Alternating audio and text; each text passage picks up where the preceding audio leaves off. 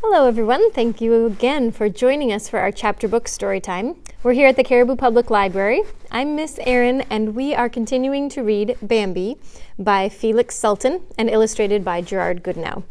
This is chapter 14 today as we continue our reading, and I hope you enjoy it. All right, chapter 14. The forest sweltered under the scorching sun. Since it rose, it had driven even the tiniest cloudlet from the sky and shone all alone in the wide blue depths that were pallid now with heat. Over the meadows and the treetops, the air quivered in glassy, transparent ripples, as it does over a flame. Not a leaf was moving, not a blade of grass.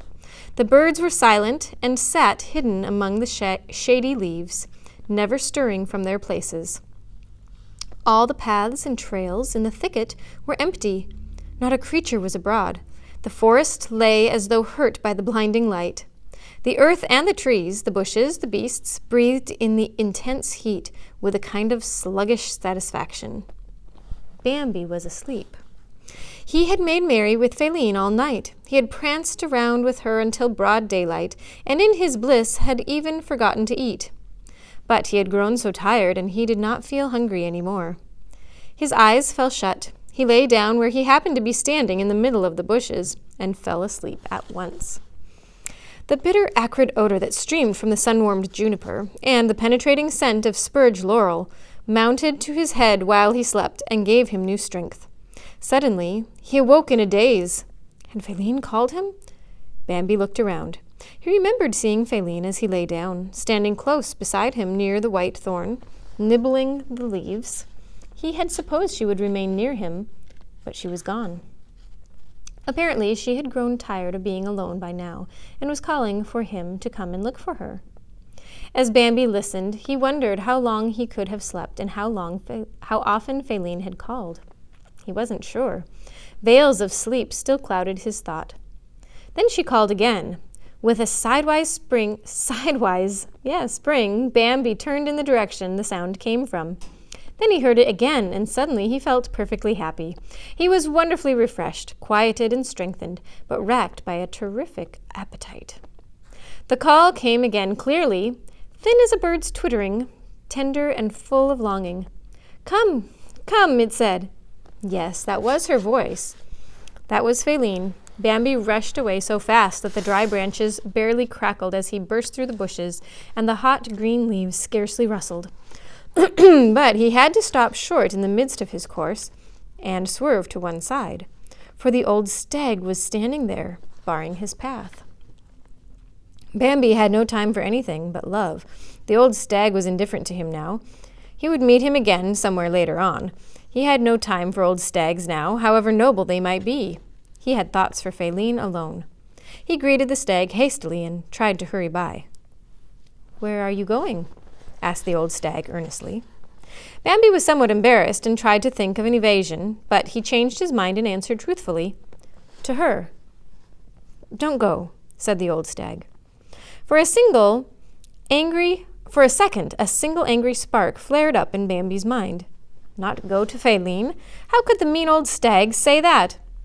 "I'll simply run off," Bambi thought, and he looked quickly at the old stag, but the deep look that met him in the old stag's eyes held him fast. He quivered with impatience, but he did not run away. "She's calling me," he said in explanation. He said it in a tone which clearly bleated, "Don't keep me talking here." "No," said the old stag, "she isn't calling." The call came once again, thin as a bird's twittering. "Come." "Listen," Bambi cried excitedly. "There it is again." "I hear it," said the old stag, nodding. "Well, goodbye." Bambi flung back hurriedly. "Stop," the old stag commanded. "What do you want?" cried Bambi, beside himself with impatience. "Let me go. I have no time. Please, Faline is calling. You ought to see that—" "I tell you," the old stag said, "that isn't she." Bambi was desperate. "But," he said, "I know her voice." "Listen to me," the old stag went on. Again the call came. Bambi felt the ground burning under his feet. Later, he pleaded. "I'll come right back." "No," said the old stag sadly. "You'll never come back. Never again." The call came again. "I must go, I must go," cried Bambi, who was nearly out of his wits. Then the old stag declaring in a commanding voice, "We will go together." "Quickly," cried Bambi, and bounded off. "No, slowly," commanded the old stag, in a voice that forced Bambi to obey. "Stay in back of me. Move one step at a time." The old stag began to move forward. Bambi followed, sighing with impatience. Here they are. The stag is leading, Bambi behind. "Listen," said the old stag without stopping. "No matter how often that call comes, don't stir from by my side. If it's Faline, you'll get to hear her soon enough. But it isn't Faline. Don't let yourself be tempted. Everything depends now on whether you trust me or not." Bambi did not dare to resist and surrendered in silence. The old stag advanced slowly, and Bambi followed him. Oh, how cleverly the old stag moved! Not a sound came from under his hooves. Not a leaf was disturbed. Not a twig snapped. And yet they were gliding through thick bushes, slinking through the ancient tangled thicket. Bambi was amazed and had to admire him in spite of his impatience. He had never dreamed that anybody could move like that. The call came again and again. The old stag stood still, listening and nodding his head. Bambi stood beside him, shaken with desire and suffering from restraint. He could not understand it at all. Several times the old stag stopped, although no call had come, and lifted his head, listening and nodding. Bambi heard nothing. The old stag turned away from the direction of the call and made a detour. Bambi raged inwardly because of it. The call came again and again. At last they drew nearer to it, and then still nearer. At last they were quite near. The old stag whispered, "No matter what you see, don't move. Do you hear? Watch everything I do and act just as I do, cautiously, and don't lose your head." They went a few steps farther, and suddenly that sharp, arresting scent that Bambi knew so well struck him full in the face. He swallowed so much that he nearly cried out. He stood as though rooted to the ground. For a moment his heart seemed pounded in his throat. The old stag stood calmly beside him and motioned with his eyes. He was standing there. He was standing quite close to them, leaning against the trunk of an old oak, hidden by hazel bushes. He was calling softly, "Come, come." Bambi was completely bewildered.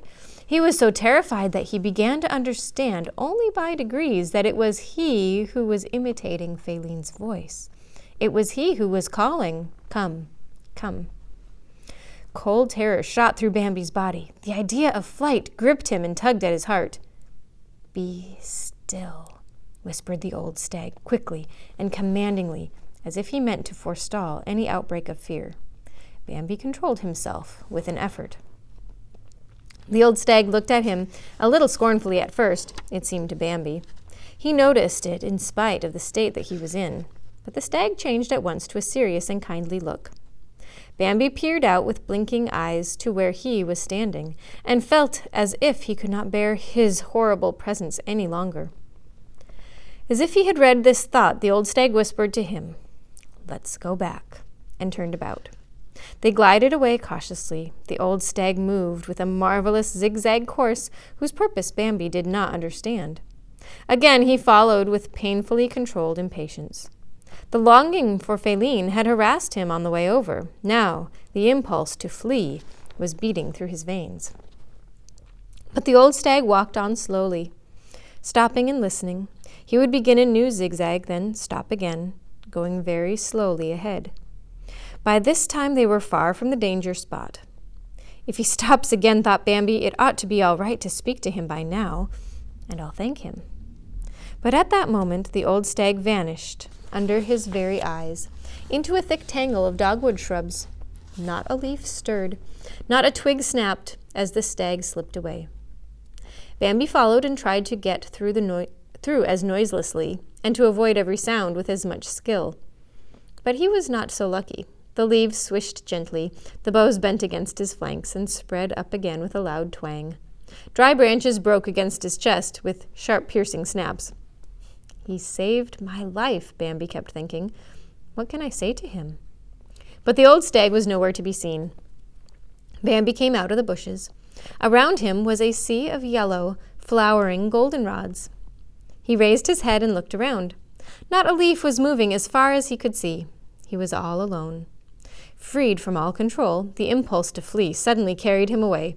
The goldenrods parted with a loud swish beneath his bounding hoofs as though under the stroke of a scythe. And after wandering about for a long time, he found Faline. He was breathless, tired and happy, and deeply stirred. "Please, beloved," he said, "please don't ever call me again. We'll search until we find each other, but please don't ever call me, for I can't resist your voice."